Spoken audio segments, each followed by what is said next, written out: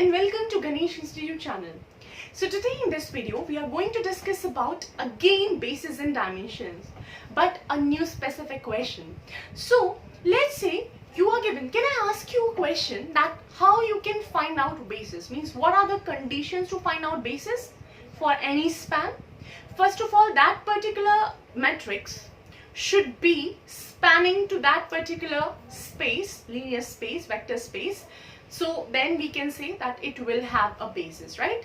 And secondly, the most important thing is that particular matrix should be linearly independent. All the elements should be linearly independent. So let's see how we can do this, in which this is a question where u, v and w spans are given to you. Okay, so this is a subspace of R4. It is evident because you can see there are 4 elements, 4 vector spaces. Now you need to check whether u, v, w is a basis for w or not. Now you need to check firstly the span, whether these 3 are spanning for w or not. So this is already given to you, right?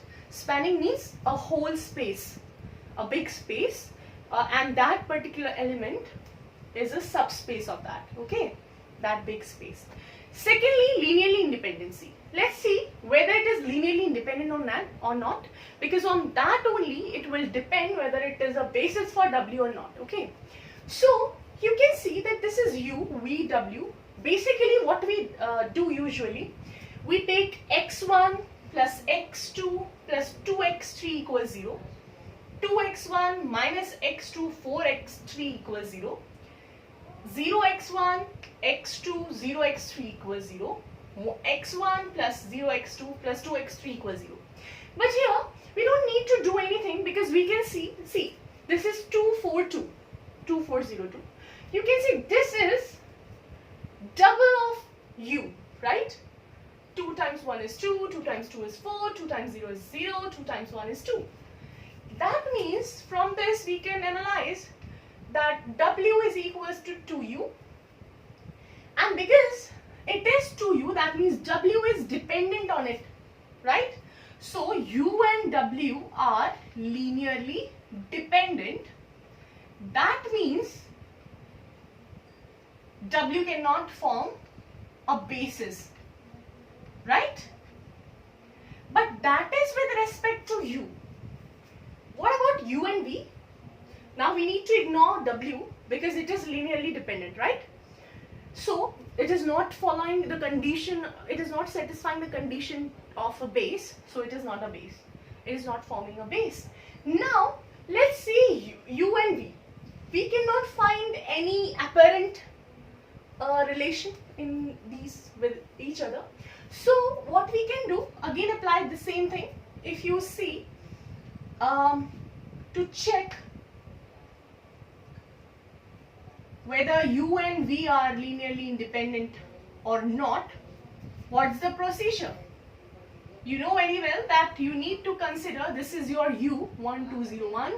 This is your v, 1 minus 1, 1, 0. So let's say this is A, B, C, D, A, B, C, D.